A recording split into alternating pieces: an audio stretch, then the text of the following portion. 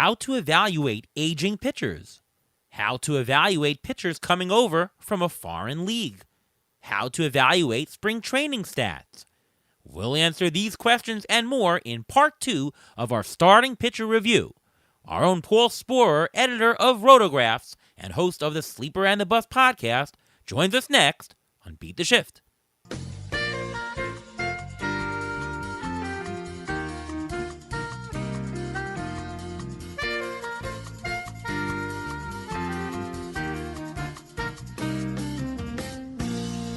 And welcome to another episode of the Beat the Shift podcast. I am your host, Ariel Cohen, and with me as always is Ruvain Guy. How are you, Ruvain? I'm doing great. How are you doing today? I'm doing fantastic, really getting to the swing of things. Spring training, pitchers and catchers have started. I always wait for that first day when they actually play games, those exhibition games. And, the very first one where they have what should be the opening day where the veterans roster. You ready for that? I am more than ready for it. We just had 6 inches, 7 inches of snow by me, so I'm ready for baseball. Yeah, we were clear for the snow for a while in New York here, but it was like the first snowstorm in 2 years, which is actually pretty good. We've been avoiding the snow. Yep. All right, well, we're going to warm up here as we talk pitchers for our part 2 of our starting pitcher episode. And joining us, he is the editor of Rotographs, Paul Sporer. Welcome to the show. Gentlemen, thank you so much for having me on. I appreciate it. Our pleasure. And as we get into it on the show, we go right in our strategy section tonight, talking a little bit about pitching and pitching strategies. First question to you, Paul, is, sometimes pitchers change roles. Talking about a reliever going into the starting rotation, how does that affect performance for you? And is that a place that you can typically find undervalued players? Yeah, I certainly think that the transition, especially from relief to starting, is something that a lot of people approach pretty cautiously, which I certainly understand, but it can then create some pockets of opportunity. And obviously, each situation has to be judged very differently. I still remember a very old one when C.J. Wilson went from being, a solid lefty reliever into starting and transitioned really nicely and became a full-fledged starter kind of like right away and started eating up some innings and doing so pretty well. And so, I can think of 2 this year that really are jumping out. One that I'm in on, another that I'm not really touching, although I am wishing that player the best because their upside is substantial. The one I do like is the Michael King one. His finish with the Yankees was really strong. I know they've tried this a few times, and there's grave health concern for sure, as there is with literally every pitcher. I don't care how safe they seem. There's no such thing as a safe pitcher. But I'm interested in that one. I like San Diego picking him up in the Juan Soto deal and giving him a full go. But then the other one is the Jordan Hicks one. Obviously, again, major injury risk that's really plagued his entire career. And San Francisco is going to take a chance on him as a starter. He's not particularly expensive, so if you do like it, there are scenarios where I can at least understand it. But I'm not chasing him. I'm just not sure what kind of innings workload we can really expect out of him. Even though he's only 27, what's his max innings in a season, like 75 or so? Michael King doesn't have a huge max himself, but he's a little bit older. He's going into his age 29 season. I don't know that San Diego has to be super cautious with him. I think there's a real chance that Michael King could do more of the C.J. Wilson and jump right in with, upwards of 162 plus innings, which of course is the minimum needed to qualify for the ERA title. He's also coming off 105 last year too, which does make that easier. So kind of both ends of the spectrum there, and I think you have to judge them case by case. Yeah, those are the 2 examples that I can think of for heading into this year. We saw Cole Reagans last year, who really jumped up from one role to the other. Actually, he even got better as a starter. Typically, you actually see a little bit of a skills degradation to about a 17% reduction in skills going from bullpen to the starter. So when you start off with a absolutely fantastic bullpen guy, and then they go into a starter, the 17% reduction, they're still really good as a starter. But Reagans was a special case. I mean, to me, it's a source for guys. I mean, we saw guys in the past. Remember Adam Wainwright Chris Yeah. Sale started out. How about Spencer Strider? He started out as a bullpen Strider's guy. a great one. Johan Santana back in the day, if we're naming some old ones, he kind of made that transition. That was back when it was a little bit more common too. The Strider one's a great one. That's probably the most recent superstar turn there, outside of Reagan's. And Reagan's, again, like you said, was a special case because yes, he was bad in the bullpen with Texas, but he was still working his way back from his second TJ, just kind of getting his velo back, figuring things out. And if I can toot my own horn a little bit, I had him on my breakout pitchers to watch last year, never expecting that he would be this good this fast. But I thought Texas had something with him. I was kind of surprised when they dealt him. Of course, he took off with KC, and now he is, one of the hottest tickets going in fantasy drafts. If you want him this year, you got to pay up for Cole Reagans. And I got to be honest, I'm willing to make that payment. I quite like him. Amazing that they dealt Cole Reagans. They had Jacob deGrom on the shelf all year, pretty much, and they still won the World Series. Right? Yeah. It just shows you never really know, right? Like we try to do the best we can, trying to predict things, and we say if this happens, if this happens. If I told you at the beginning of the year, okay, DeGrom's going to do virtually nothing for them, and they're going to trade away this one-time big prospect for Aroldis Chapman, and he's going to have an ace turn with KC. How does Texas do this year? You say, I don't know, the middling, decent little offense. Who knows? And once you get in the dance, you never know. But that's the whole thing with if when a pitcher changes from reliever to a starter, you don't know how many innings they're going to go. You don't know if they're going to work out because usually a reliever has one or two good pitches. When they become a starter, they need to develop a third one and sometimes even a fourth one. And sometimes those third and fourth ones, the tertiary pitches, they're just not going to get batters out. They're going to be big meatballs out there. They have to really have an idea that they're going to go forward and they're going to be able to help the team as a starter as opposed to reliever because they can always revert back to reliever. I can see Jordan Hicks not working out as a starter, and he can always go back to become a reliever. Yeah, and that wouldn't be a problem for San Francisco, and that's probably why they're saying, hey, let's at least give it a shot. He is just 27. His upside is super rich because of the insane talent that he has. His arm talent is off the charts, and, provided he doesn't get hurt, which is never a guarantee. By the way, also not a guarantee when they relieve. The idea that you would relieve somebody to protect them from injury is a major fallacy. Relievers might not get hurt as much, but they get hurt plenty. If you're pitching, you are at risk. So I respect San Francisco for doing it. It's just that on the fantasy landscape, I don't know what kind of payoff we could get this year that would really entice me because I think even if things go well, I still think they're going to be pretty tight on Jordan Hicks's innings. Do you like what San Francisco's doing with their team? I mean, the pitching, No. they got Robbie Ray, but they gave up a couple of starters, and they're signing a couple of random hitters. What's going on? I think they're trying to recapture the magic of 21, where they kind of put this smorgasbord team together, and it yielded 107 wins. Everything worked out. All of the platoons were clicking perfectly. They had this team of kind of journeyman, veteran types that all clicked, right? That whole lineup outside of, I think it was Steven Duggar and Lamont Wade were the only two guys under 30, or Wilmer Flores too. So maybe a couple others, but like the bulk of the lineup was mid 30s. And first off, just betting on a lineup like that is dangerous. Of course, Gosman was a stud. That was great. So was Webb. So they had two legit guys. Anthony Desclafani did well. Like they had some things working. They have some good pieces now, but not enough. I just don't see how they get there. Outside of Webb, it is such a wide open landscape with their pitching, and I'm just not terribly confident in it, if I'm being honest. Even if you want to say, okay, Kyle Harrison could break out, figure out his command a little bit, and Hicks gives them, let's be real generous and say 120 quality innings, I still would not be terribly confident in them because what are you getting throughout the rest of the rotation? And where are you going to backfill the innings when Hicks is done? Because, again, I don't see a world where you can get to a $180 or anything close to that. So, no, I don't really like it. And they have such an uphill battle. Obviously, the Dodgers are the king of the mountain. The D-backs are World Series runners-up last year. And even the Padres, I know things are a mess there. I like them, 10 times better than the Giants team right now. Interesting. Yeah, they definitely have things to figure out. We mentioned Texas. I'm actually heading there. I booked my tickets even before I knew they won the World Series. I'm heading there the first week of April. I'm actually going to be there to see the solar eclipse. Oh, that's amazing. Are you in range to see it, by the way, where you are, Paul? I believe we're relatively close, or we could certainly make the maneuver to go check it out. So we might have to look deeper into that being here in Austin. So You should definitely go. It's I have to say that I went to the one in Nashville.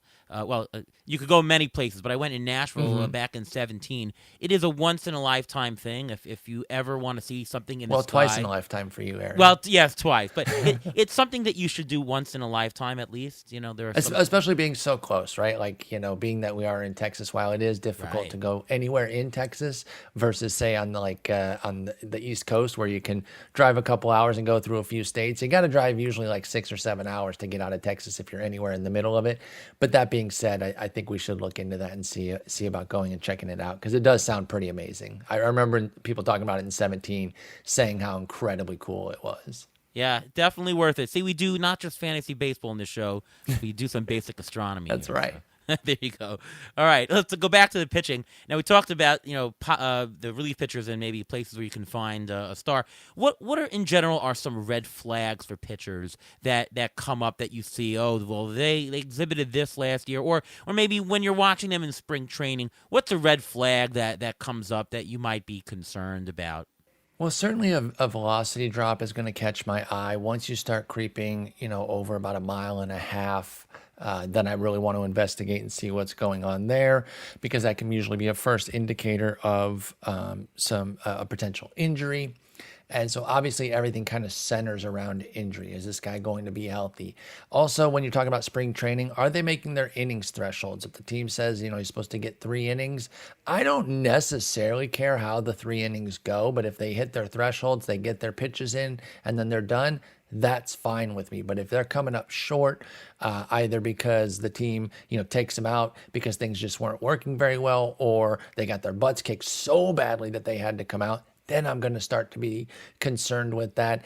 And this one's less of a red flag, more of maybe like a yellow flag. If they're talking about some pitch that they're going to be throwing and we're getting all excited about it, and then you watch the game and they throw it, 5% of the time, well, I'm going to cross that off as a new pitch. I want to see that pitch being used. But really, it's the velo and hitting their thresholds that the team has laid out for them in terms of the workload that keeps me comfortable within spring. Ruvain, I want to ask you, because we had a bunch of injuries announced today with the Orioles, Kyle Bradish, John Means, to name sad. 2 of them. What do you make of those? If you hear, and this is early in spring, of course, we're 4 or 6 weeks away from opening day. If you hear partial UCL tear, he's not ready, might not be ready for opening day. How does that affect you in terms of whether you draft somebody or not? Well, in those 2 cases, first of all, the Kyle Bradish thing, he had a PRP injection in January. So this is not something relatively new. He's known about this for a month and a half. They just didn't have to announce anything. So they knew about this before everyone started drafting already. And they don't have to tell anybody. That's the issue with these injuries. They don't have to tell anybody until players start reporting. And when you start hearing that, he was a little sore over the winter and he had to stop throwing and this and that, and even with John Means, he's still having soreness in his elbow from the surgery. Those things I'm very concerned about because that soreness can linger. They can get through it, but it usually means a delayed start. They'll have they'll stay down in spring training for an extra month. They do extended spring training for a little bit to try to get their feet under them again and try to make them get going. But whenever I hear that stuff is going on in the off season and it's carrying over into spring training, that's when I'm getting concerned. When pitchers say they have actual injuries during spring training, like general soreness, like Justin Verlander, they said that he has some shoulder issue. We don't even know what it is, but yet he threw a bullpen today. So you hear this stuff, you have to take everything with a grain of salt because the teams don't want to let out too much information, and we try to get as much information as we can to make educated decisions during the draft, but a lot of the information we have is not necessarily complete. So you can't really go by 100% unless you hear MRI and you know something's wrong and you know what the treatment plan is, then there's no way you can actually bet on these pitchers because you don't know. All these pitchers are a crapshoot. John Means, where he's going right now, who's going for like $1, $2 equivalent value, you can take that risk because he's a guy you can keep on your bench, something like that. But a guy like Kyle Bradish, that's a really red flag. Justin Verlander, it's not as much as a red flag because he's an older pitcher, so you kind of expect these type of things, and all these quote-unquote possible injuries should be baked into your projections before you start drafting. Yeah. Paul, what are green flags that you can spot, especially in spring training? Oh, their strikeout rate jumped, or what is some things that say, oh, actually pay more attention to this guy? Well, everyone says like the kind of throwaway line in the fantasy world is spring training stats don't mean anything. And that, of course, overstates it. That is not true. You're going to miss out possible good information by just throwing it all away and washing your hands of it. Just go back to the basics, strikeouts and walks on both sides. Really, I know we're talking pitchers, but even if I see a hitter improving their strikeout and walk rates, I'm impressed. But specifically with pitchers, that's the first thing I'm going to be looking at. Is they're spiking their strikeout rate up, several percentage points off of their established level. I am interested in that. I want to see what's going on there. Oh, it's a velo boost. Oh, it's a new pitch. Oh, it's both. Wow. Now I'm really intrigued. And of course, we will get data on that and stories on that usually when it's something that stark, but really just the core strikeouts and walks. I want to see what's going on. Also kind of like who they're doing it against, the best I can kind of glean. If they're pitching the middle to late innings, then you gotta shave those numbers down. And Baseball Reference does a great job of kind of giving a value to the competition that players are facing in spring to give you a better idea, so that you're not overrating somebody who's just blown away a bunch of guys who are going to be in Double-A at the beginning of the year, as opposed to the guys who start the games and pitch in the early innings against the actual major leaguers. But yeah, like I said, as basic as it gets, back to the basics with strikeouts and walks. Those are something that I'm really going to look at, kind of see where the rates are for players and if their velo is up.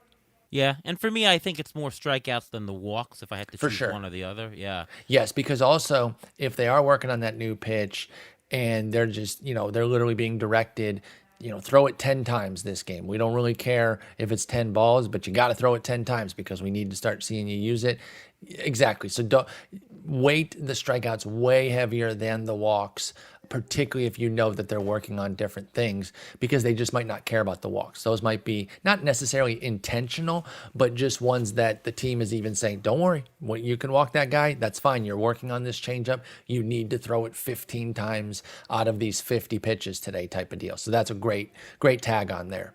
And what's very interesting is that at National Spring Training, they have a sign that says, "We don't care how fast ball 4 was," which is very interesting because they want it. They don't care about the velocity as much as command. I think the command is the most important thing, especially if you're a young pitcher. If you don't show command and there are other young pitchers behind you, there's a good chance that they can lose their job if they can't control it. They'll be sent back down to AAA to work on stuff, and then the other pitcher will be brought up. So you have to watch out for that also. Great call. And if I'm not mistaken, I believe Fangraphs are going to be having spring training stats on the site. Is that true, Paul? Yes, we can already see them right now up there at the top where you would normally click on minor league and postseason stuff, those little tabs there. You can now see spring training numbers from the history, and of course we will have this year's as well, and that's super useful to at least get that spot check on. I have my own custom dashboard there with the strikeout and walk rates, so I'll be looking right away to see how those are going for players and how they compare to their established norms. I can't imagine anybody listening to the show here doesn't look at Fangraphs on a very regular basis. But Absolutely. if you hadn't before for spring training, oh boy, this is a big addition in my opinion. So I agree. There you go. We mentioned the older pitchers, and I want to get your take on it, Paul. How do you value these older aging pitchers? Because they're really not like anyone else. And we're talking about the guys like Scherzer and Verlander, Rich Hill. Guys have lasted so long. And, when you're talking about, aging curves, it doesn't include all the guys who have dropped out of baseball because they ain't no good to even be there. Like you don't see skills degradation for a lot of people that old because they aren't in baseball anymore. So right? you Survivor bias.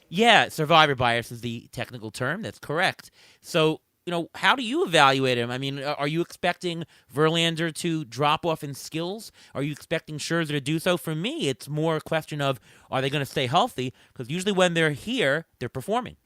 Exactly. I think you nailed it there, where it's all about that health piece, which it is really for all pitchers. But of course, the older you get, the more susceptible you are. And I think Jeff Zimmerman's research on that has shown that basically in your mid 30s, 34, 35, there is no guarantee of kind of an ease of your skills degradation. You can drop off a cliff at that point. Of course, you can at any point, but it's much more likely once you hit the mid 30s.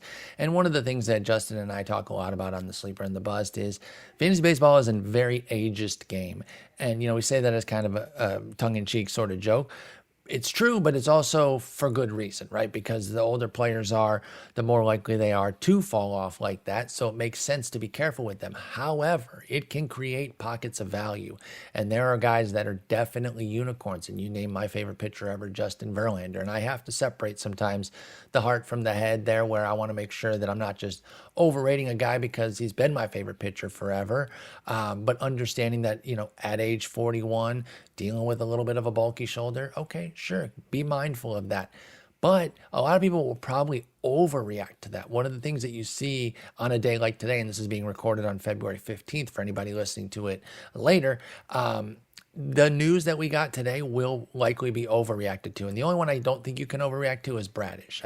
He's kind of off my board at this point because I don't know that he's going to drop far enough. And this is coming from somebody who loves Kyle Bradish. So I'm really broken up about this. This really, really stinks. But he was a top 100 pick. He's going to drop a bit, but unless he drops to 300 or 400, I'm just not going to take that risk. But somebody like Verlander going around pick 124, I think this shoulder could push him down 30, 40 picks. His max pick over the last 41 drafts, which is over the last month of data in Draft Champions, was 150. I think he could start to sit around there and push even further. So you can create some pockets of value here, and you can actually benefit by investing in some of these old guys. Now, you don't want to go crazy with it, but Yu Darvish has picked 200. If Yu Darvish threw 175 good innings this year, would anybody really be surprised?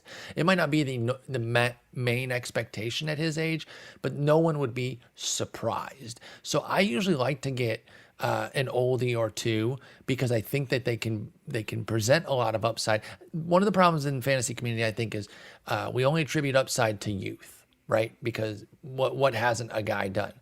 I think there's upside on rebounding and regressing back to the mean, particularly take the Darvish example, 4.56 ERA, 130 WHIP last year. He's a 359, 114 career guy, and he was around, or actually was better than both of those numbers back just in 2022.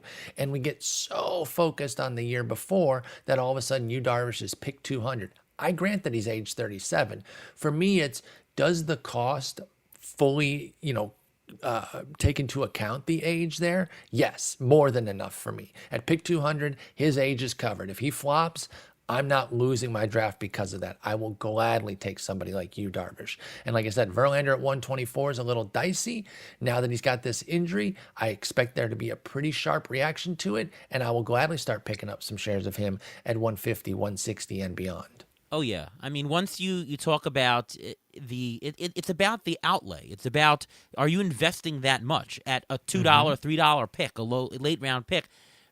You want guys who have the ability to have high upside, and so a Darvish, that type of player is a fantastic thing to do. But remember, Darvish also has the bone spur in the elbow, and they're saying he has no restrictions going into spring training, and we didn't hear anything about surgery. So he is also always a 37-year-old with a possible injury risk on top of that. So, and I'm glad you brought him up, because I was going to bring up saying that he's possibly the guy that you want to, even though you can get a bargain on him, you could probably stay away from, because he could be like a ticking time bomb. He can get injured. He certainly can. And I think you have to decide, is pick 200 enough to take on that time bomb? And for some, they'll say absolutely not. I'm fully staying away. For me, with somebody like Darvish, who, I have a lot of positive experience with in the past, and you got to be careful not to let that cloud you too much. But that is a spot where I'm still okay with it. Now, if he comes out, throws a few big starts early in spring and starts matriculating up to, say, 130, 140, well, then all of a sudden all bets are off, because I agree at that point that it becomes a bit too expensive for me, because I don't care how good his spring is, Darvish will still be a risk throughout the year at age 37 coming off 136 innings. So it's always about that cost, and it can be as fine as one round difference takes me from in to out or out to in type of deal. Yeah, I mean, late in the game, everybody's going to have warts. You're going to have bad performance warts. You're going to have risky players. So, past a certain threshold, anybody is a pretty good example if they can exhibit that they have the upside to go. And next question for you, Paul. You said that Justin Verlander is your favorite pitcher. Is Kate Upton your favorite supermodel? Absolutely, even before she got with Kate Upton. I mean, she's beautiful. She's hilarious. She still has one of the greatest tweets ever when Rick Porcello stole that Cy Young from Justin Verlander. And this is a G or PG rated podcast, so I won't say it, but everyone either remembers it or they can go look it up. But yeah, she seems wonderful. Obviously, I don't know her, but she's beautiful, seems cool, and married Justin. So how bad could she be? There you go. It's fantasy baseball astronomy and supermodels on this podcast. All right. Now, we talked about old pitchers, but what about foreign pitchers? And this means a lot because there are some very high-priced or high-valued by the market players this year that are coming in. We're talking about Yamamoto, who he's going, fifth round or some crazy thing like that? Shota Imanaga, also going pretty high. Question is, how do you value them? Now, if you take a look at ATC's interstandard deviation metric, which shows how disparate the projections are from one another, they're ginormous for those two. Yamamoto, a 7.6 inter-SD. I mean, he has ERAs range from 3 up to 4.5, and whips from under 1 to 1.3. If you look at Shota Imanaga, Some Zips will say that he's the best thing since sliced bread. Derek Carty's the bat will tell you that the Cubs should have signed Ariel Cohen to pitch for them. By the way, those are, just to interject quickly, those are the same two disparities on Yamamoto, where Zips is very positive and the bat is much more cautious. So, depending on which one you align with, it's probably going to determine a lot of where you are on these foreign pitchers. Yeah, so the question is, how do you deal with that? I mean, obviously ATC takes some sort of a middle road, which might mean that we're out on Yamamoto because, somebody in the room is going to say, wow, I want that upside, pitchers for the Dodgers. Mm-hmm. Of course, these are very specific cases because going to the Dodgers means something, going to the Cubs means something. Yamamoto obviously is a world-class pitcher at this point. So how do you deal with those two players specifically? And in general, how do you deal with evaluating foreign pitchers in all? I've certainly been open to taking the gamble on them in the past. It's always a case-by-case basis. Where are they coming from? What are they bringing? What were they doing? Were they in the Japanese league? Were they in the KBO? Because those have a little bit of disparity in terms of their quality of competition. What sort of numbers did they put up? Yamamoto was the best pitcher going over there. Maybe number 2 to Sasaki, depending on how you rank him. But he's coming over at age 25. This is a new thing that we're dealing with, too, is guys are coming over younger. For the longest time, they were coming over in their early to mid-30s, so it's a totally different story. And so the prices are going to be lower.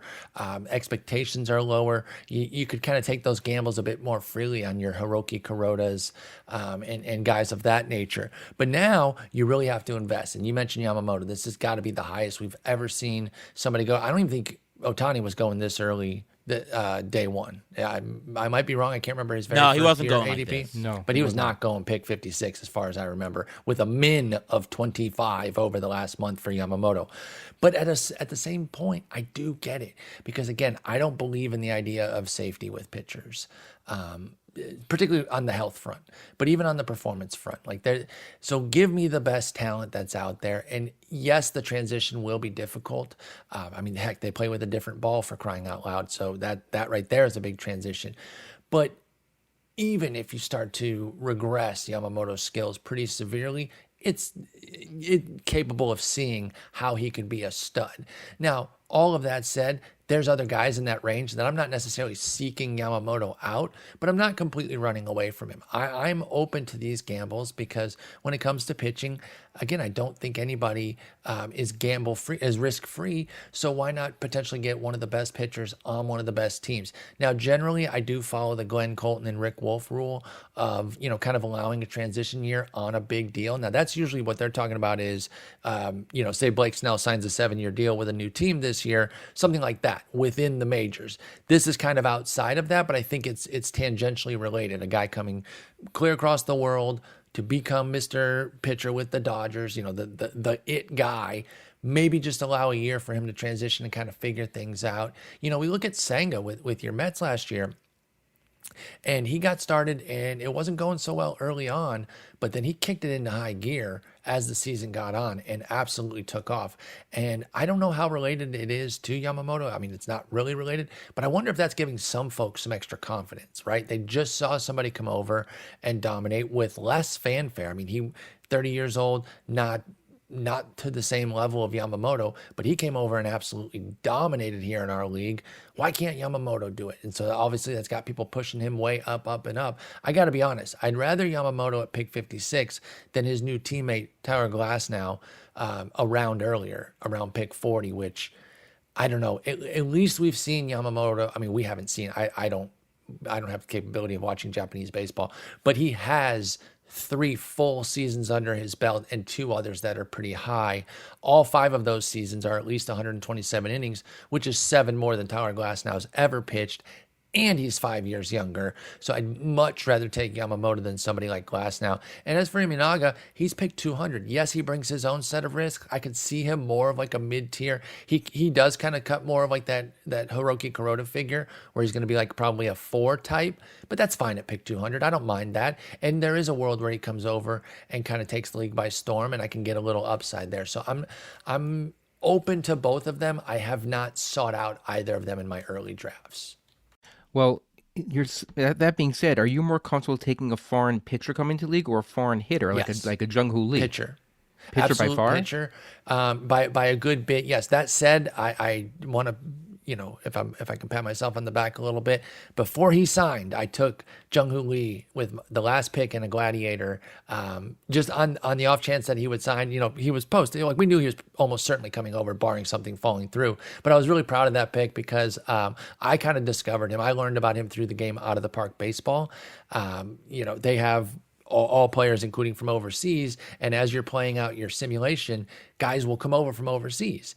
And Jung-Hoo Lee came over. His nickname, I don't know if you guys are familiar with, is the grandson of Wind, which is an amazing nickname, by the way. It's related, obviously, to his grandfather. And so I kind of learned about him. I studied up on him. So I kind of knew about him a couple years ago before things really started percolating for him to come over. So Jung-Hoo Lee specifically, I'm pretty intrigued by and I'm very interested in.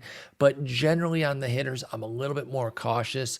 Ha-Sung Kim was somebody I was in on, and I bought in early.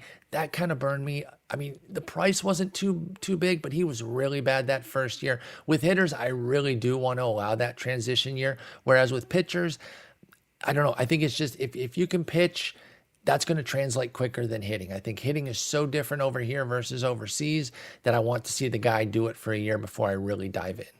Yeah, I tend to agree, and I think we've seen the hit rate on the foreign pitchers much higher than the hit rate on the foreign hitters. So I tend to agree on that. Strategy question for you in terms of, this is a rotisserie question. What is your general thought on the split of, you got 9 pitchers in a standard roto, of splitting between starting pitchers, middle relievers, and closers for you, Paul? I generally go like a 6-3 setup, and then maybe a 2-1, 2 closers, and then usually like a spec. I mean, you're going to be hard pressed to get 3 closers these days without investing a ton of draft capital. And so, a lot of times I am running 7-2 with 2 premium closers because I like to pay for saves. I do not like the rat race of saves in season. I think everyone underestimates the fab capital and just the attention to it that you have to spend every week. And I just don't really want to play that game. I want to focus elsewhere. And hey, sometimes you draft an Edwin Diaz and, a crazy fluke happens. And so you're back in the rat race anyway. I'm not saying I never have to get in there. But I will say the last several years of paying for saves has served me very well. And if you look at the data, the top closers have had a really, really strong hit rate. So I prefer to pay so I can try to get closer to that 7-2. But generally, I'm going to have the ability, like on a reserve, let's say NFBC, because we play a lot of NFBC, both of us. I will have that guy, that Jeff Hoffman, that Shelby Miller. Those are 2 guys I like this year to maybe yoink some saves. But whoever it is, that setup guy, I will have them on the reserve, and they'll bounce in and out of my lineup sometimes, either when I think they can get some saves or even just as some ratio help with strikeouts. And I'll run the 6 starters, 2 closers, 1 middle reliever. But generally, I probably run the 7-2 more often than not, with 7 starters and 2 top of the line or at least second tier type closers. And to be clear, we're talking about 15-team leagues here, because if you're in a Yes. 10 to 12 team, then you do want 3 closers running Yes, pretty much at absolutely. all times. Ruvain, what is your general thought? I think I'm going 6-3. I want 6 starters, 2 closers, and a middle reliever. I think the middle reliever can always slide in as a closer, and especially early in the season, I want to have good ratios. I want to make sure my ratios don't get destroyed by the starters. So I'm going to pick and choose when I want to have those 6 starters going, and I want to have that middle reliever guy on the bench just in case. Yes, it's come to the point where I feel like every year I'm drafting a middle reliever somewhere, mid in the mid 20 rounds, just to have it, because they are so valuable, because pitchers go down. You turn around and all of a sudden your pitcher's down. You need to pick up another pitcher. You don't like it on the waiver wire, but you have this middle relief guy. He's not going to kill you. He may pick up vulture a save, may vulture a win. So I think for me it's more of a 6-3 split. Yeah, so in terms of you do want something around a 6-2-1, something like that. With the innings going down in all of baseball, middle relievers are worth something. Take a guy like Brian Abreu, who we know is not going to get a single save this year, or shouldn't get too many saves with the pecking order of Presley and then, of course, Hader. But might get a random 3-inning save if they're just letting him mop up something with a 6-run lead or something. Go ahead. Or they're both not available, but something like that. But he had 100 strikeouts last year. I don't care what league you play in, 100 strikeouts with a sub-2 ERA over 70 innings. That plays, folks. No doubt. So he is definitely worth playing. So yeah, you do want a middle reliever. At least have one on your roster, because then you gauge every single week. If you have terrible matchups, you're going to want to play that middle reliever, maybe even 2, and go to 5. If you've got great matchups, go to 7 starters. Now I mentioned that's how I would play it each week, but drafting-wise, I want for sure 6 starters. I want for sure 2 relievers, and then that 7th, the 7th starter or the 3rd middle reliever, it really depends on how your roster shakes out. If you've got shaky closers, grab another closer and have 3 closers for your top 9. If you've got shaky starters, do the opposite. Grab a 7th pitcher, even if you're not planning to play him every single week. Absolutely agree. All right, let's get into the player pool before we talk about some of the undervalued players. We went through last week with Nick Pollock our general starting pitcher observations. Just to throw them out, you got 2 elite starters at the top in Strider and Cole. It's really muddy at the top between starters number, let's say, 3 and number 19. You've got like a $7 difference between those, so you don't have to overstuff it all that early once those super elite pitchers go. And then I do see a cliff in projections, at least, after pitcher number 80, where you get really uncertainty in the innings or uncertainty in performance. It's a bigger dive. Obviously, there's going to be diamonds in the rough later on, some that won't even be drafted, but projections at least say it's after 80. What are your general starting pitcher observations? Yeah, I see a lot of that similarly. I think with all this young pitching that has risen up, there's going to be some major hits if you don't get that 1st or 2nd round pitcher. The problem is there's going to be a lot of misses too. I can't remember where I saw it, and it was so long ago at this point that it really bothers me that I don't have the details on it. But there was a study basically on kind of, say, SP, like 15 to 35 or 40. So that general range, right? The guys like the who's next type of guys. And it was found to be a very, very treacherous field because those guys, a good example of that, and like I said, I love this guy until the injury today. A good example of that is somebody like a Kyle Bradish or even like a Yuri Perez, somebody that people are very excited about. I totally get it, but that can be a fraught zone. Think about Dylan Cease last year. Right? Coming into last year, coming off of his gigantic season, there was expectations that, hey, he has arrived. He is a stud. Well, not so fast. As good as his year was in 2022, it was equally as bad in 2023. Where will he be this year? Probably somewhere in the middle, which is where a lot of the projections are suggesting. So if I don't get one of, say, my top 10-ish, then I tend to want to wait because of that study that I saw. And again, I wish I had details on it so I could either update it or see if the person who wrote it updated it. It might have been an HQ in the forecaster. Maybe I should read the front. I have not read the front articles this year, which is something I usually really enjoy during the winter, but I've been very busy. But I get nervous there, so I generally want to get my ace up front and then kind of wait and really play in what I call the glob, which is just the giant litter of pitchers that everyone has to kind of figure out what they want to do with that. And that can start, again, as early as like pitcher 30 and go down to like pitcher 80. Normally we think that that's like a huge gap between pitchers. But when you really start breaking down the talent, it really isn't. It's just that somebody has to be, you got to rank them in order. You can't rank everybody 35th, right? So somebody has to be 35th, somebody has to be 75th. And so I really like to play in the glob there and kind of figure out the guys I like. I like to attack the glob. Some people like to let it come to them, meaning they'll take what's left because the pitchers are pretty similar. I like to go out and get my guys there. So I do like to get an established ace if I can, but I will not do that if I can't get the ace closer first. So like I'd rather take a Josh Hader than like a Luis Castillo, who I really like, just because I feel like I can find the starting pitching better than I can find the saves. And as I mentioned earlier, I don't want to play the saves rat race. So today we're talking about the lower tiers of pitchers. We did the top tier with Nick Pollock in our part 1. So before we get into the actual undervalued players, what are some of the characteristics of the player, or maybe even pick off certain stats that you would see of, we're talking about the glob or the lower tiered pitchers that you look for in picking? Is it going to be somebody who's maybe coming into more innings than they had before, so that's a rise? Maybe they've shown a strikeout rate increase, a walk rate decrease. Maybe they had a fantastic second half last year. Like, what are some of the things that you look at? I mean, you're nailing a bunch of them there. Specifically, if I have them projected for more innings than the projections do, because sometimes projections don't always get those innings jumps that guys could have. And listen, sometimes I overshoot it too and think like, oh, this guy's ready to emerge and be a full-time guy, and he's not, right? We all have our misses.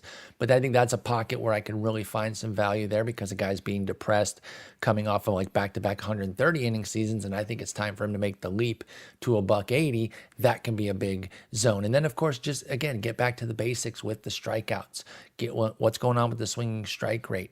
Does he have a true swing and miss pitch? Is he kind of one skill away where he needs to figure out he needs to figure out his command or his changeup? That can be interesting. I also love the guys whose talent is there, but the injury piece needs to be figured out. And I think, well, didn't you just say you don't like Tyler Glass now? Well, yeah, because I don't want to pay pick 40 for that when the health is the concern. When we're talking about pick, 180, 220, that's a bit different. When everything is in line, all the skills are there. We've seen it, but we've only seen it in glimpses, and I just need them to stay healthy. I like betting on that profile because while health is very risky, as I've been mentioning throughout, I don't believe that there's much safety in pitchers. Everyone's one pitch away. I know that sounds like a little trite phrase of like, oh, everyone's one pitch away, but it's so true, right? Even the steadiest guys can go down. So I like to look for those profiles that the skills are fully set. I just need to get some health luck. Now, I don't want to put 5, 6 of those guys on my team, but I will put 2, maybe 3 of them. And I feel pretty confident that at least one of them will come through. And sometimes they can their surplus value is enough to cover the other 2 guys that missed. Ruvain, anything to add before we go on? Yeah, I think you have to look at their pedigree also. Look what they've done in the minors. Were they a top draft pick? If they've pitched 5, 6, 7 innings in the minors, you can expect that, and that's what you're looking for. You at the end of the rotation, guys, you want innings. You want the opportunity to get wins because these are the guys not only you're drafting, but you're going to be picking up on the waiver wire during the season, and you need to make sure that these are the guys that are going to go 5, 6, 7 innings. So even if you don't get them draft day, keep those names in mind because you need to know the pedigree, the top draft picks who are going to be brought up, like the Grayson Rodriguez last year. You need to know these guys so you're able to jump on them, you're able to get them midseason and even during the draft. I'm a big pedigree guy. I do like that. I know some people have kind of moved away from that, but that matters to me. And how often do we see a guy that, was a first-round pick, didn't do anything for 2-3 years, finally starts coming around, you're like, yeah, see, it takes some time with somebody, but the team stuck with him too, because that's another thing too. The team will give more chances, right or wrong. They will give more chances to a guy with that pedigree. So that's a great call out, Ruvain. So on our show, we do the ATC undervalued players. Unlike some other shows, especially Sleeper in the Bust, by the way, if you're not listening to Sleeper in the Bust, you're not doing this right here. Fantastic show. They go through everything, deep dive into all the players. Just turn it on and let Paul and Justin take you home there. But what we don't do is we don't do all the deep dives on every player. we do strategy, and we also, of course, we want to talk about some players. We like to circle on the ones that ATC has dubbed against the market currently as a perceived value. Now, it doesn't mean that we're going to blindly just pick them because ATC says they're a bargain. That's why we do the deep dives, but we're looking for the diamonds in the rough from what ATC suggests could be a bargain. First one here in our lower tier section, Jordan Montgomery, who's currently a free agent, and maybe that's the reason for the bargain, because often pitchers, once they sign with the team, their price tag goes up, so maybe that's part of the reason. But Jordan Montgomery is going as an $11 auction equivalent player in a 15-team 5x5 Roto League. The market value for that is $9 going in the end of the 10th round. He's somebody that he had a great year last year, although the skills actually took a little bit of a hit from the previous year. His strikeouts aren't fantastic. That Sierra was 4.23 last year, even though his ERA was 3.20, so a run higher. So obviously he was somewhat lucky. Question is, do you buy Jordan Montgomery? Is this the pitcher you're going for? The innings seem fairly stable, although what the heck team is he going to be on? Is it going to be a good park, bad park? How are you feeling about Jordan Montgomery this year? Yeah, I'm actually in as well, around pick 150 over the last month here in Draft Champions. And you highlight the big reason here is because being unsigned creates a bargain. He will go up in price, obviously, unless he signs with like Colorado or something crazy like that. He's not signing with Colorado. Exactly, because that would be a smart move by them, and they don't do smart moves. They have good schools. They have good public schools. Wonderful schools. I don't know if Jordan Montgomery and his wife or girlfriend, have started raising children, but yeah, they got those wonderful schools there. Just ask Mike Hampton. But I do like taking that bargain sometimes because like if he goes, let's say he goes back to Texas, I think that price jumps up 2 rounds, 30 picks. These are 15 team leagues. So you'd be looking at probably something like a 30 pick jump up, which wouldn't take me out completely, but I certainly like Jordan Montgomery a lot more at pick 150. So I agree that's a good call out. And one of the things that I do like, even though the Sierra did go up, and I'm a Sierra guy, I like that call out there. He still didn't walk many guys. 6% is still very good. And even the 11% swinging strike rate is right around league average. It was down from the 13-14 that we've seen throughout his career, but he can get that back. But also I like that he cut the home runs, and that helped mitigate some of the trouble that you would normally see by dropping your strikeout minus walk rate a couple points the way he did. Now, if that goes back up, then we need the walks to come back down and things to kind of get back on track there. But I do like that he cut into those home runs, and that's probably why he was able to have a run difference between his ERA and his Sierra Skill Interactive ERA, for those who don't know. I mean, Baltimore's got to pick up the phone and just up their offer right now, right? Such a good move. And good move for him, good move for the team. I mean, yeah, totally agree. Anything to add, Ruben?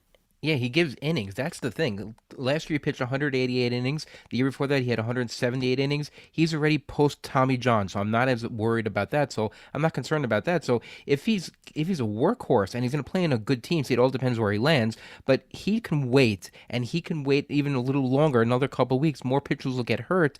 His asking price is going to go up. He's going to make more money if he waits longer. So is Blake Snell. They're going to just make more money because there's going to be more of a need out there. The pitchers, I mean, they're not going to stay there for the entire spring, and then they're going to be in April, May, and they're not going to be signed. I don't think that's going to be the case. So he can wait, and he may not be signed by the time you do your draft. So if you're getting him now at the value you're getting for 180, I can get 170 innings out of him. He's a workhorse, so I think he's a good buy.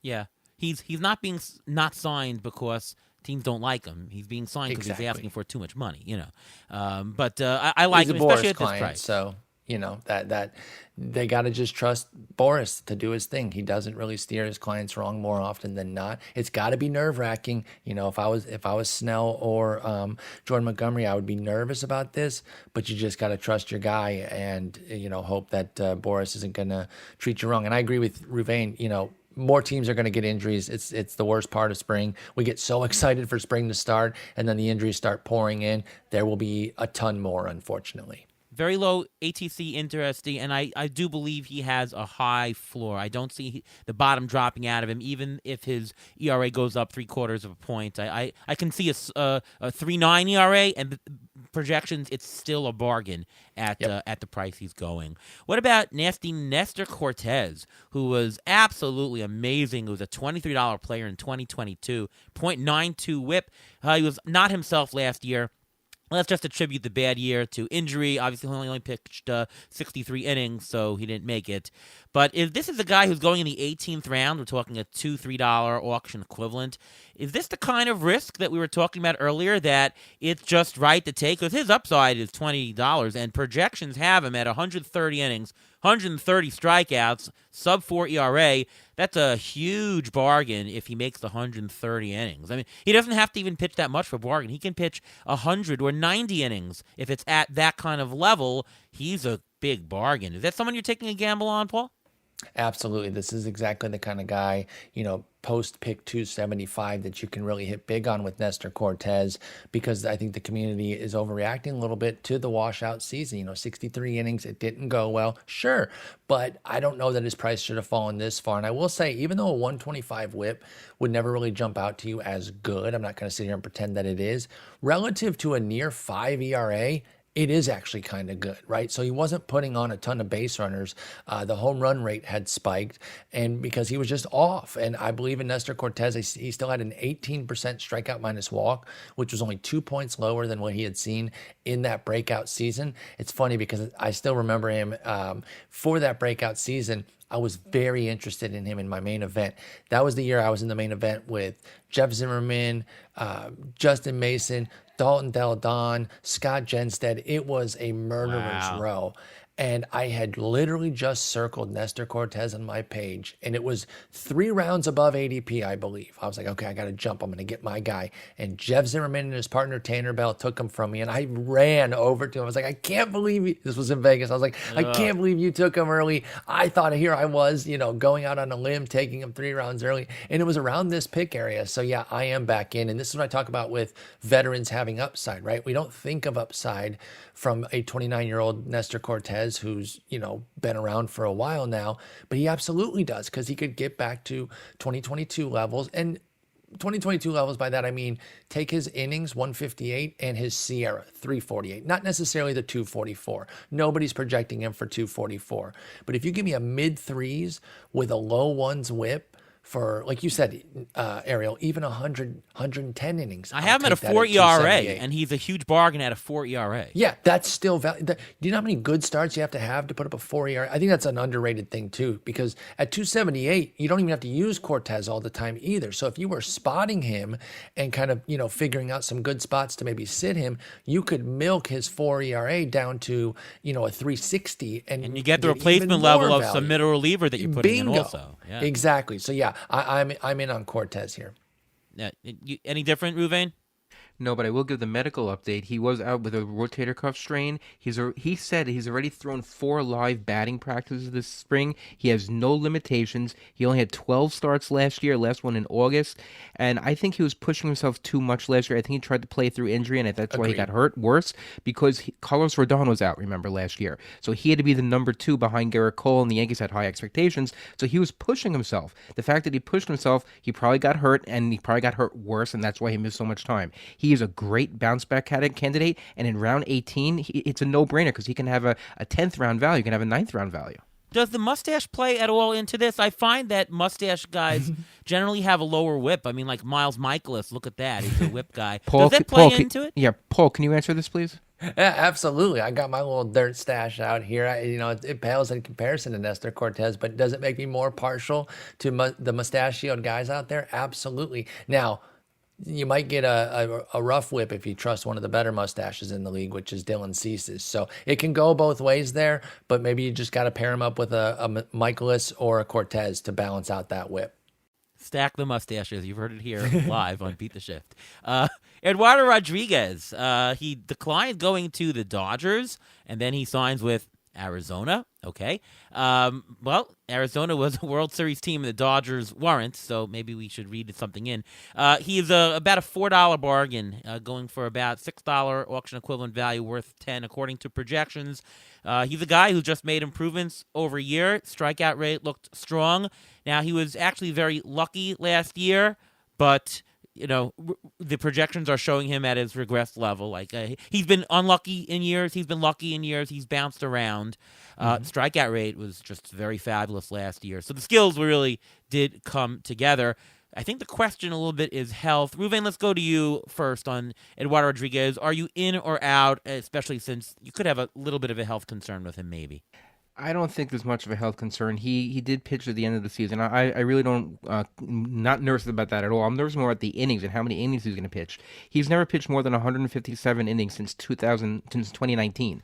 And just that alone, if you want a guy here, I think he's a guy you'd pick if you're looking for wins, because he's going to be on a better team. So I like the stadium he's pitching in also.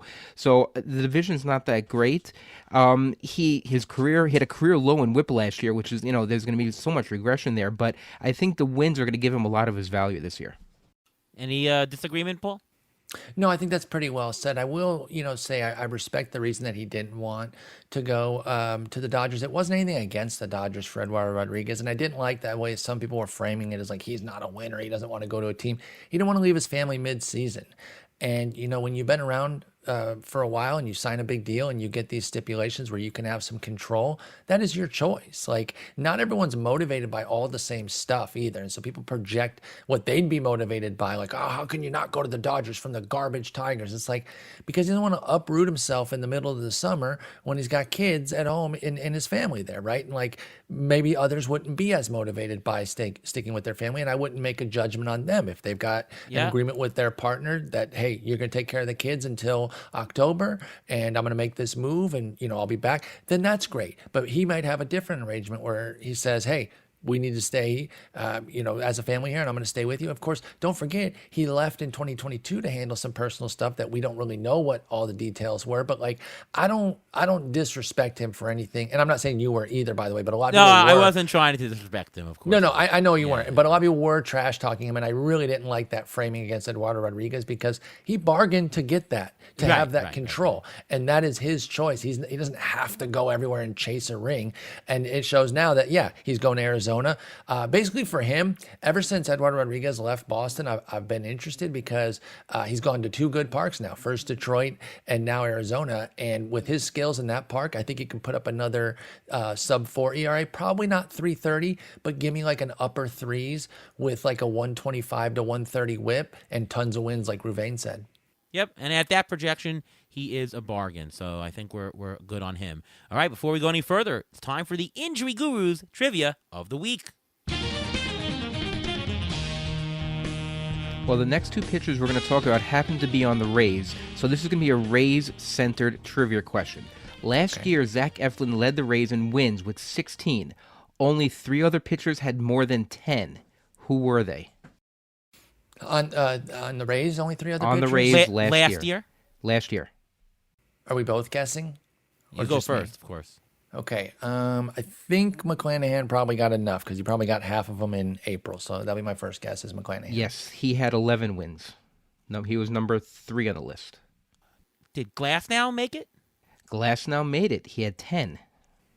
So who was the last other one? Guess, because, man, I cannot think of a starter. I don't think Zach Littell did enough, and I paid my $350 for Taj Bradley, and I know he didn't get 10. Fairbanks didn't get that many. Okay, I'm going to go with a long shot here just because he had a hot season. Maybe he stole a bunch of wins. Did Robert Stevenson vulture a billion wins? No, but you're thinking in the right way, and that's why I wanted to bring this up. I got the answer. It's the foul ball guy because they sometimes use him for relievers. No, he finished with 9. It was Colin Posh. He had 12. Oh, wow. Wow. He had 12 wins last year. So whenever you talk about Rays pitchers, you have to take into consideration the organization when you're talking about the pitcher. So the first pitcher we're going to talk about from the Rays is Ryan Pepiot. What do you make of him? Do you think he's going to bounce back, Paul? Do you think he's going to, from injury-plagued season, do you think he's going to blossom like all Rays pitchers do? Or is he just going to be one of those guys who doesn't throw more than 4 or 5 each time? No, I'm pretty obsessed with Pepiot, and this trade doesn't really change that, going from one great organization to another in terms of pitching development. I will say I have a little bit more concern that maybe he'll get stifled a little bit with some shorter outings at times. But the command improvements that Pepio made last year were so sharp that if he holds on to a lot of those gains, then he should be efficient enough to consistently go 5, even if they keep a tight reins on him in terms of his workload, because he pitched 42 innings last year and probably only another, 30 in the minors or something like that. So they are going to have some limits on him, but I love his skills. I love the control gains that we saw last year. I think he's going to be fine in Tampa Bay. I've been drafting him a bunch, and at his price, I'm fully in on Pepio. Yeah. Now, what people don't realize is, the projections are regressing players. I mean, he had a 2.14 ERA, .76 WHIP. The projections are already taking into account the regression. They're mathematically doing it, right? Trust projections for the regression part of the aspect, if not. And they're regressing him to a 4 ERA and 1.2 WHIP. So to me, that's fine. And at that price, he's a bargain if you believe he's going to pitch about 135 innings. Now, Absolutely. Nick Pollock was on the show last week, and he mentioned that he actually thinks the transfer from the Dodgers to the Rays is actually going to help him. I believe he said because he's good at throwing four-seamers up, and the Dodgers are sort of against that, but the Rays are for that. So the pitch mix philosophy on the Rays, he thinks they're actually going to help him. So he'll take fantastic insight. Yeah, so he takes if you liked him before, you should probably even like him more. So the regression might be softer than you think. I'll trust Nick Pollock and the projections. Same. Thumbs up on everybody, I think. However, Pepio has only thrown 127 innings for a season once in his career in the minors. Mm-hmm. So if that was his max for 1 year, you can't expect more than 140, 150 innings. So if you're going to draft him, keep that in mind, because if you're thinking you're going to get 160, 170 innings, I don't think that's not the Rays' DNA. They're not going to do that. Yeah, and Yeah, are you? don't. Go ahead, Ariel. I was going to say, are you worried that Rays pitchers are ticking time bombs? I mean, how many of them went down last year who are really good pitchers? I mean, it really stunk. I mean, it tanked their season kind of, I think, because by the end, who were they using? I think they brought Rolando Araujo out of retirement there just to get somebody in. No, not necessarily. I think that's one of those things where they get several guys. We want to make a narrative out of it. Every team gets pitcher injuries. And yes, they go through a lot of pitchers because they are open to just kind of burning and churning. But I'm not, outside of seeing a study on it, I'm not sure that they have any more injuries than other teams.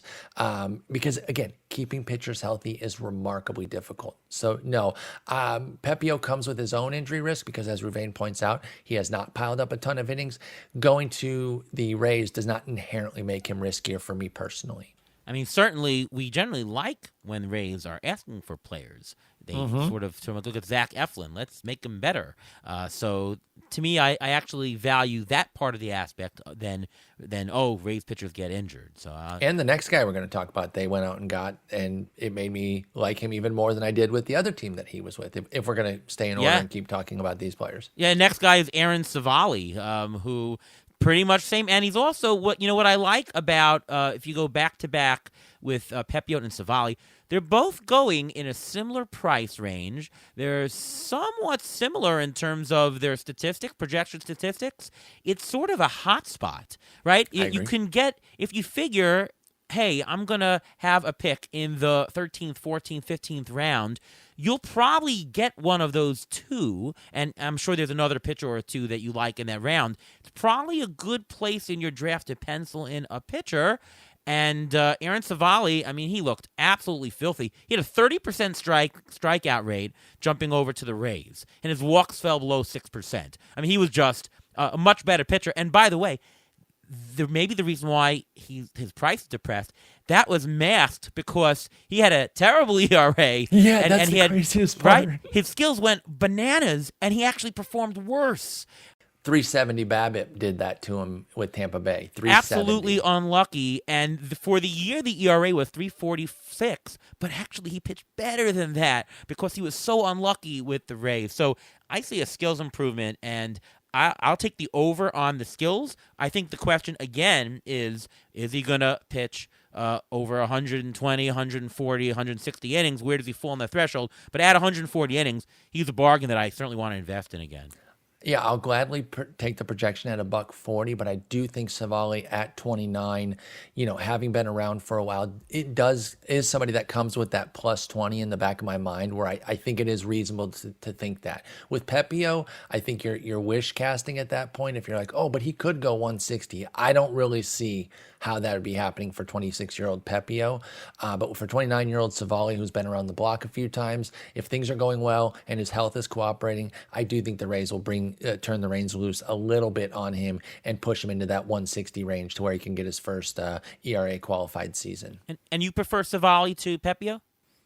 Honestly, it kind of depends on my team makeup. Do I need the innings more? Because I do think Savali's are a little bit more guaranteed. Like who's more likely without health being a concern, without a major injury, who's more likely to go 110, 120? That's got to be Pepio. Yeah. So if I need the volume a little bit more, I'll lean Savali. If I'm open, then I'm just going to go Pepio because I like his skills a bit more. Yeah, that's what I was going to say, because Savali has started more than 20 games 3 straight seasons already. So you have the bulk guy, and you're getting in round 14 to get 20 starts from your round 14 guy on the Rays, and the Rays wanted him. They traded Kyle Manzardo for him, who's now starting for the Guardians. Yeah. I mean, they paid a big price. They see something in him, and just like they can change Zach Eflin around like a snap of fingers, they can do the same thing with Savali, and I think I'd rather have him because Pepio has upside.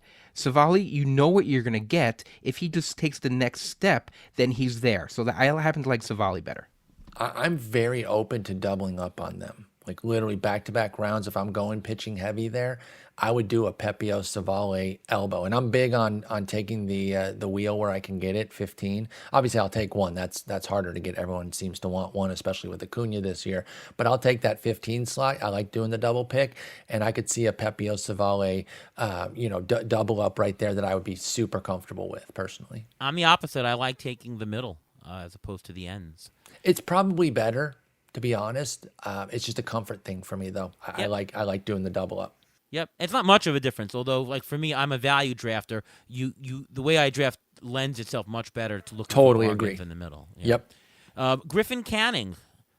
Did you tailor this list for me? I'm not even joking. Like, you guys have hit on some of my absolute favorites here, well, I'm glad to hear it that you're agreeing with ATC this year. So but there are no Tigers on the list though. That's the thing. Yeah, that's okay. I'm pretty good at divorcing my homerism from my fantasy. I mean, I am trying to win after all, so I can't be having too many Tigers. I know we've got a bit more positive outlook this year, and there's some guys that people are really chasing after. But over the years, I've been pretty good about making sure that I don't, also overly lean in on my favorite team. Although I will say, during that run when the Tigers were pretty good, you could draft a lot of them, and I could be a full-on homer and have plenty of success taking peak Miggy, peak Verlander, David Price, Max Scherzer, et cetera, et cetera. Yeah, you had some good years there, no doubt. So Griffin Canning, we're talking about a guy who showed skills improvement. Projections really like him, and they're all pretty much together. You've got a sub-2 Inter SD, so projections pretty much do agree with each other. I think Griffin Canning is a nice late inning. Now, you're not going to get 180 innings out of him, but again, when you're post-pick 280 or so, you're looking for something. You're looking for somebody who's going to have a couple of good starts. Now, he might not win that many games being on the Angels. True. I don't see the Angels being a good team. So if you are a guy who's chasing the wins, he's not the guy to go after, and that could be important for your league. But otherwise, he's priced pretty cheaply, and he seems somewhat stable with some skills promise. So you said that you're interested in him, so I'm assuming you're a thumbs up. Yeah, full cosign there. He's going to be age 28 for Griffin Canning, coming off 127. So, what he could normally do like a 1.25 sort of jump there on the innings. He could be around that 160 there, but just stick with the projections at 140. You don't got to push too much further than that.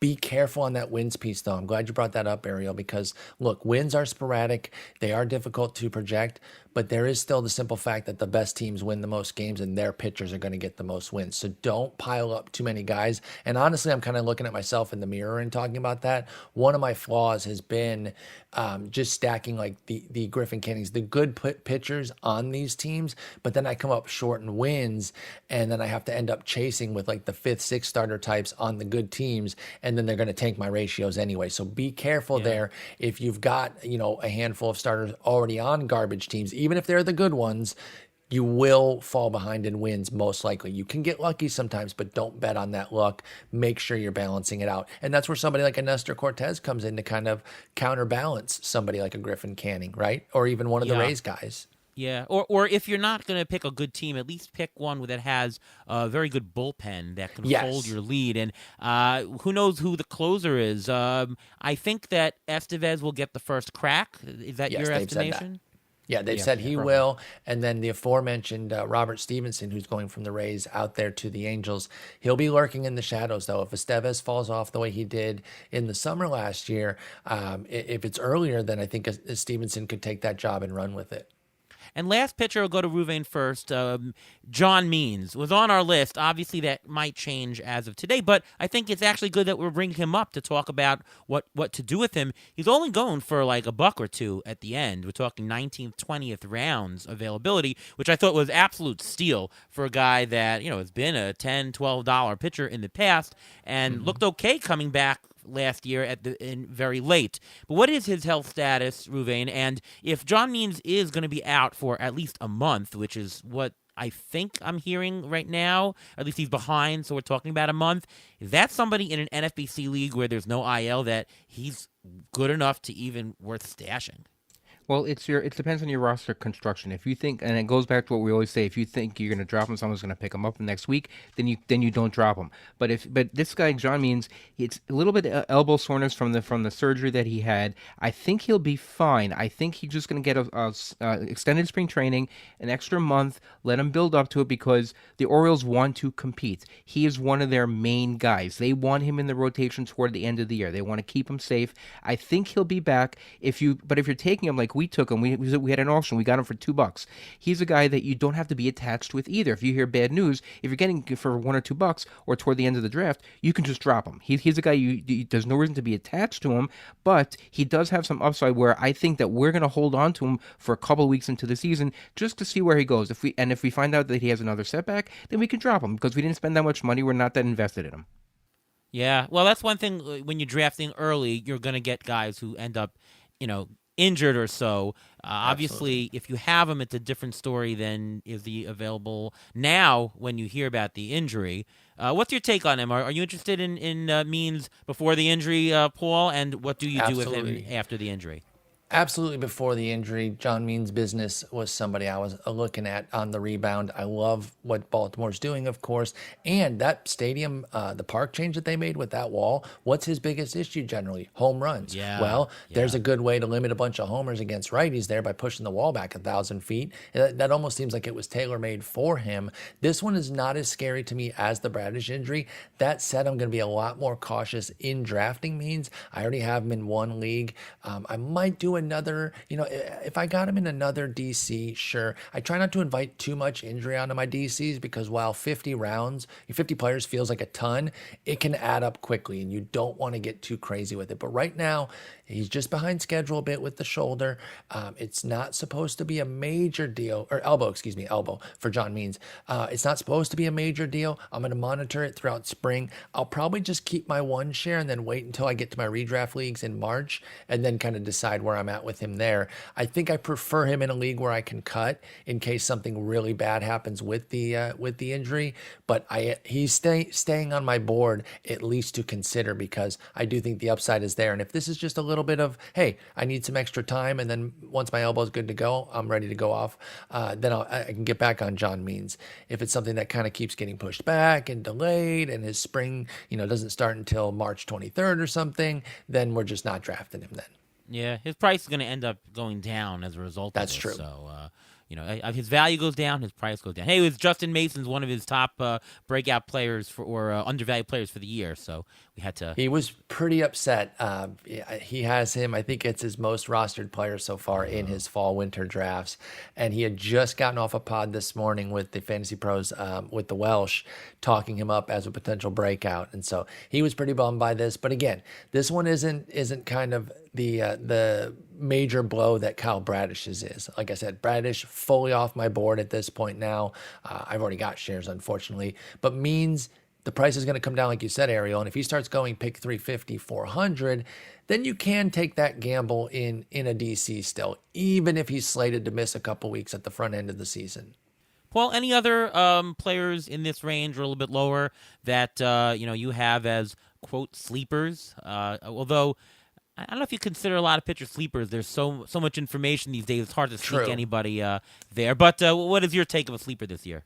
I'm a big Christopher Sanchez guy from Philadelphia. He was somebody I really liked as a second half breakout, and I feel like that kind of came together nicely. And so I'm staying bought in. His price is not really elevated to the point where, I have to overpay for that. Pick 252 in the last month of drafts. I have no issues taking that gamble there. So Christopher Sanchez is definitely somebody I like.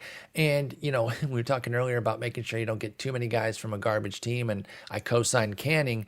I actually like multiple Angels, which is so bad because they're such a crappy team that I am worried. I won't get multiple on a team, but if I can get one of Reed Detmers, Griffin Canning, Chase Silseth, and even Patrick Sandoval, whose price is just fully in the tank. And I understand, his command, it just is non-existent. He'll walk in. I could get a walk off of him, but he's picked 533 right now. And I like to do DCs, draft champions leagues. So he's somebody I'm keeping an eye on. And then somebody that I've just got a little star next to. I just want to see what's going on in spring, especially if they end up trading a guy, is Max Meyer with the Marlins. Now he's coming back from TJ. I'm usually pretty tepid on TJ returners, but the news after the Bradish situation today was that the Orioles are checking in on Jesus Luzardo. We've heard some rumors already about somebody like an Edward Cabrera. They seem ripe to trade a pitcher to get some hitting, and that could create a little bit of an avenue for somebody like Max Meyer. So that one's more of a deep league, probably even a dynasty situation, so where you're looking beyond this year. But he's a guy that I really liked when he was drafted. He went down with the TJ, and I'm eager to see what he can do when he comes back this year. Yeah, the Marlins have a fantastic development of these starting pitchers. They really do. They traded Pablo Lopez, and they still had a good staff. Alcantara got injured. They still had a good staff. It's just almost seemingly never-ending pipeline of pitchers there. Was Luis Castillo originally a Marlin? Yes. Yes, great yes, pull there. Yeah, and even as regimes change, like they are really, really sharp about pitching. Remember when they made the waves with Jose Fernandez, bringing him up, having him break the team. They have a great model and theory of we're not going to waste bullets in the minors. If the guy's ready and he can contribute right now, bring him up and let him do that there.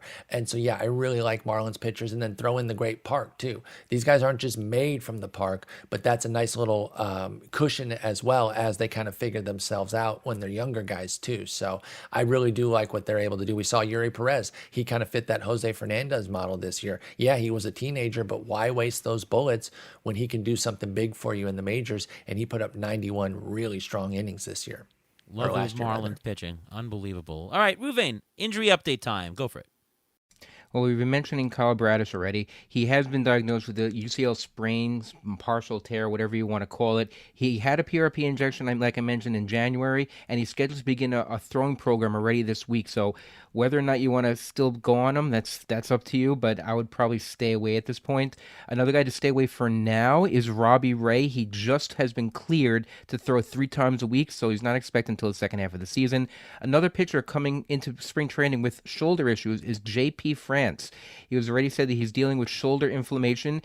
He hasn't been shut down from throwing, which is a good thing, but they may gradually stretch him out. So we'll see how he does in the Grapefruit League, and we'll go from there. Another guy we've been keeping monitor on is Joe Musgrove, because he missed a big chunk of time with injuries last year. He is throwing bullpens. He's facing batters. No issues whatsoever. So if you want to take that risk, he dealt with right shoulder inflammation and elbow bursitis last year. If you want to take that risk on a guy who's a little bit on the other side of 30, who's coming off injury, he's a guy you may want to think about. We already mentioned Justin Verlander. He's already throwing already, so I'm not overly concerned about him, except for his age. Steven Matz, who had a lat issue and was shut down in August, is already throwing, and he's a guy you can get deeper in drafts also. He can be the number 5 starter for the Cardinals. So he's a guy, if the Cardinals turn things around, he may be a guy who will do well, because he actually pitched pretty decently last year with a 3.86 ERA. So he was not too bad. So I think those are the guys you're really looking for. during spring training, keep your ear out, listen, hear all these injuries that are coming out. Some of them take with a grain of salt, some of them don't. It's very hard to hear what the GMs are saying because a lot of their saying is just window dressing, so you don't know exactly what they're saying. But still, watch for spring training, who's pitching and who's not pitching. That's the best barometer. Hey, you mentioned J.P. France has issues. Jose Urquidy, he's not sure he's going to make the rotation. Does this really increase his chance of doing so? And is Urquidy any interest to any of you? I'm a sucker for Urquidy, so yeah, I would say that this does give me a little interest in him. You know, it's coming off a dreadful year, but it's a complete washout for me. I'm not really judging him too sharply off of that, and Urquidy's price is in the tank right now. So yeah, if this JP France injury does kind of keep pushing him, Urquidy could slide in there, and he's post pick 550 at this point, so he's kind of quite literally free, where he can't really hurt you, even if things do go sideways. And again, you can wait and see how he does the first couple of starts. You don't need to play him right away, and he's on a good team, so he can get you wins as well. Yep, there you go. All right, well, that's the end of our show. Want to thank Paul Sporer for coming on the show. Thank you again, and why don't you tell everyone where we can read your work and listen to the podcast. Gentlemen, thank you so much for having me on. I love listening to the show, and I really appreciate y'all allowing me to be on it. Of course, you can find my work over at Fangraphs, fangraphs.com/rotographs, and I believe the fantasy.fangraphs.com still works too. But check everything out. We've been putting out our draft stuff. I am running the catcher, shortstop, and starting pitcher rankings. I'm about to do a lot of work on the starting pitcher rankings because I'm going to have to be making a lot of injury updates. But I'm going to need to be, smart about it the way Rouvain said, not overreact to everything and bounce everybody down 50 spots every time we hear a little bit of news. So I'll be on top of that. Jeff Zimmerman and I just released our bust picks, our first run of those. We will have our breakouts and sleepers coming Ellie down De the La line. Cruz was up there on both of you guys. He was on both. I feel like if you're doing a bust list and you don't put him on, then you're not doing it. I know it's kind of obvious, but like, how can you pay pick 20? Are you guys paying pick 20 for him? No. Okay, just making sure. I didn't think so. Based on as projection oriented as y'all are, I just figured there's no way. You think we're going to go by projections and go second round? Ellie De La Cruz, no yeah, way. There's literally no universe. So I would have been absolutely floored and thought that you guys were AI creations if you had said that you were taking him. So yeah, no, I had to put him on there. It's a guy I root for, and if I'm wrong and he has a great season, I will bask in being wrong because that means it'll be one of the most fun seasons ever for Ellie. But yeah, I just can't do it. Oh, and by the way, if we're wrong and he does have a good year, it doesn't mean that it was a bad idea to pass on him there. Exactly. That's the thing too, like process versus results. It's not that he can't, it's that we're putting a number on the likelihood of it, and all of us see it as remarkably low. So if you hit your one outer on the river, okay, you get to drag the pot. But if you keep playing one outers for a $200 bet or whatever, you're going to lose that $200 more often than not. I'm making a poker analogy here, obviously, but yeah, that's a good point to make too. If he's great, cool. It's a terrible pick at pick 25. But anyway, we also do the sleeper and the bus 3 times a week, Monday, Thursdays, and Fridays. We might be expanding to a 4th episode. And of course, Justin talks with Jason Collette on most Sundays. So there could be upwards of 5 episodes as we turn the calendar to March here in a couple weeks. So follow me there. And I also stream on Twitch. Not as much anymore because, a lot of work been going on with baseball. But a couple times a week, twitch.tv/Sporer. If you like baseball, come through and hang out. Even if you're not a video gamer, we got plenty of people in there that don't even play video games. They just come in to talk baseball and hang out. Absolutely. Well, I mean, I highly doubt that anybody who listens to the show doesn't know who Paul Sporer is, but obviously you should be listening to the show and following Paul as well. Rouvain, how about you? You can follow me on Twitter at MLB Injury Guru, where I tweet out, or X, whatever you want to call it, where I tweet out injury updates as they're coming, and they're coming fast and furious. I try to get them as soon as they're given out by reliable sources, and then you can trust them. And I also have a weekly article in season on Rotoballer discussing all the injuries as well as many others. Well, my Twitter X handle is ATCNY, which is a letter shorter than Sporer, right? I was going to say that's one of the shorter ones you can get there. I like that. Yeah, @Cohen was taken. I can't believe it, but it was. And Steve Cohen didn't take it either. By the way, did you know Steve Cohen is my uncle? Wait, for real? No. Oh, No way. dang it. No way. You had me for a second there. Yeah, no, not my uncle, and I don't have as much money as him. But there you go. ATCNY, you can read my work over at Fangraphs Rotographs. I'm also on Rotoballer. ATC projections are out. So use them. There was a projections update overnight. There's not many projections updates really between like the first or second release until spring training goes. Because there's not much information that changes in the middle until you get news from spring training like we did today. So expect more updates in March. And that is pretty much it. All right, once again, thank you so much to Paul Sporer for coming on the show. And from all of us here at Beat the Shift, we'll see you next time.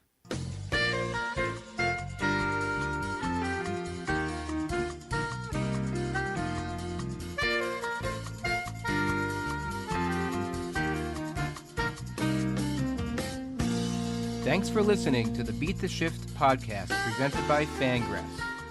Follow us on Twitter at beat_shift_pod.